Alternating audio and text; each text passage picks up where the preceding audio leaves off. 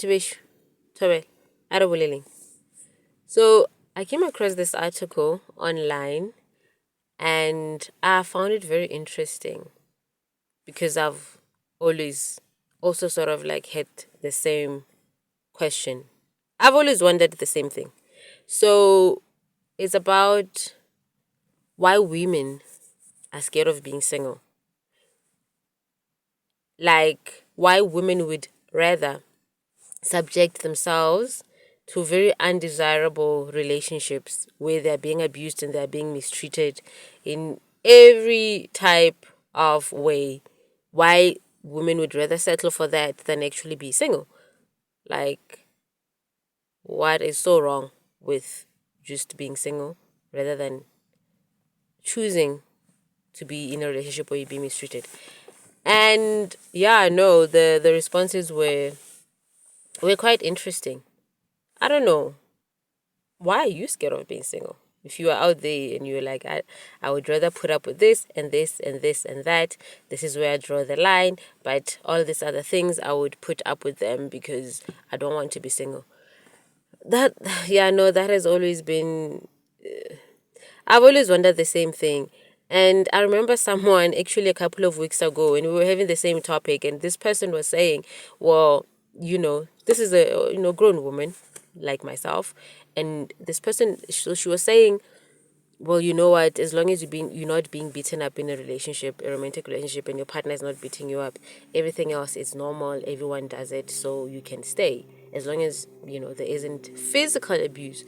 And I was like, no. No, because even though there isn't physical abuse, the other things constitute as abuse as well. It's like it's psychological and mental abuse. Like why do you think so many people are just so angry? Like you encounter people, I don't know, at the shops, wherever you go, and people are just so angry. And it has nothing to do with you. It's because people are dealing with a lot in those kind of relationships where they say, as long as it's not beating me up. But the psychological beating that you're getting out of that relationship is evident in how you are so enraged like all the time. So you can't say it doesn't matter because it does affect you. And it's not normal. And why how do you know it's not normal? Because of this rage that you live with. And this person says to me is like, well, you know what, when you grow older you will realize. And I was like, no, I'm 40. There's no when you grow older. This is the pinnacle of growing older. This is the pinnacle of being older, because after this it's like we're thinking about pension and what life on the other side, like death. What is that all about? Am I gonna feel am I gonna feel it? What is it like? Is it gonna be a human experience? That's what you are thinking. So there's no, when you grow older you will realize, this is why we stay. No, there's no such a thing. And I've had the same questions ever since, even when I was young, because for me it would never make sense, right? And these things are perpetuated by, you don't get married to be happy. By the way, you will hear some people say that, right? These ones who have been married for like 35 years or whatever, they go, you don't get married to be happy. Then you get the other side of people who say, if it's not a happy marriage, you are wasting your time. Because it means that if you are going to settle in a marriage where you're not happy, you are inviting a lifetime of hell, because that is your life. So if there's no happiness there, if there's no comfort there, so it means literally that you are in hell for however long you're going to be married. But then the thing is, why do you say you would rather keep up with abuse, as long as it's not physical abuse, any type of abuse, than be single? Because sometimes some people stay in such situations and then it doesn't always end up well. I remember years ago, I think I was around 1920, there was a next door neighbor, this girl. She was a couple of years older than me, so she could have been around, not a couple of years really, I think about 2, 3 years. So she could have been around 22, 23, and she lived with her boyfriend. I lived with my mother at that time and she lived with her boyfriend. So now, this boy was heavily abusing that girl. And so me, I mean, at that time, I didn't know the dynamics of how people that have been abused for so long get to a point where, it's almost as if they are imprisoned so much that they can't even make decisions for themselves. Like it becomes difficult to live, to like leave the relationship, because sometimes you would ask yourself, why don't you just leave? But then as you grow older, you realize that abuse is such a heavy thing that it you feel so trapped. Like you feel so trapped that even your mind, it feels like you can't even make your own decisions. Like, I'm 19, I don't understand those dynamics, but now I understand as a 40-year-old woman that, oh my god, it does so much. So those that are able to go to walk out and walk away from those situations, like, it took, I understand now that it takes a lot because it's not easy. But I mean, at that time, I'm 19, 20, so this girl, she tells me about it, and this one time she comes, me and my mother we're renting a flat at that time. So she comes to the flat, and then she comes and we're talking, and she breaks down and starts crying. I said, oh my god, what's wrong? And then she goes on and on about how, again, he beat her up last night. Abusers don't need a reason to beat you up. They just find, because they're living with their own demons that they project onto you. So he beat her up, and so she was breaking down. So me, I'm 19. I'm like, oh my god, like, I don't. Why are you still here? Or like, why don't you leave? Like, I'm so confused. You being beaten up? Why are you here? Why are you not at the police station? Why have you not left?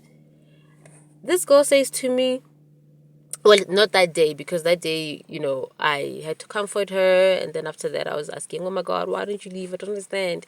And then she talks about how it's been happening for as long as she's been with this guy, right? So a couple of days later, or after a while, I asked her and I said, but I don't understand, why don't you just leave him? Because clearly this is not a relationship, you are in prison. And then she says to me, she's like, are you crazy? You want me to walk away after all that he has done to me? She's like, do you know what this guy has done to me? I'm not going to walk away like that so he can go on and have a normal life. She said, no, I have to kill him first. I'm like, no, you don't mean that. She says, no, I mean it. I have to kill him first. I'm not going to walk away. After all that he has put me through, you want me to just walk away so that this guy can continue to have a normal life like he never did anything to me? No. She's like, I'm thinking of ways of how to murder him. On the other side, I want him to suffer. On the other hand, I want him to die now, but then I want him to suffer first. So the other time he was sleeping and I was looking at him and I was thinking, should I stab him in the neck? Is he gonna suffer first before he dies? Or should I tie him up and start beating him up or start chopping him? She's saying all of these things, and I'm looking at her and she's saying it so calm. Like, she was so calm as she said it, and I knew that she meant it because she was so calm. Like, very serial killer, psycho type of movie, Hollywood movie scene from a movie. She was so calm as she was saying it. She's like, no, he's not going away scot free. I was like, but why would you want to do that? Because then you are going to destroy your own life. You could end up in prison. She's like, I don't care. She's like, I don't care. I'll deal with it in prison. But this one is not walking away scot free. He's not. I still have to decide how I'm going to kill him. But he must suffer first. And he must look me in the eye and see that I'm making him suffer before he dies. And that's just the thing. You're like, walk away, walk away. Fast forward to 20 years later. I understand it's not easy, right? And then there's other situations where people know exactly what they're getting themselves into or with what they are in, but then they just refuse to leave because I would rather be here and suffer than be single. Because being single is worse than being subjected to being beaten up, someone forcing themselves on you after beating you up, someone working or being out there and making babies, continuing to the vicious cycle of fatherless children, like just making your life hell. Like, that's the option. We're not even judging, but the question is, why are women so scared of being single? Is it because being single is seen as some sort of a failure, but being in a relationship or a marriage where you are being mistreated and treated like you are literally, like you are garbage that belongs in a bin. Like, that's better. It's a question.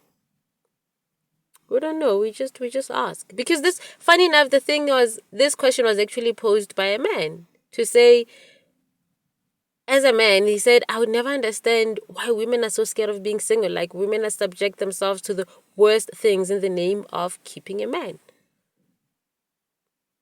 And it's so true. And it's so true.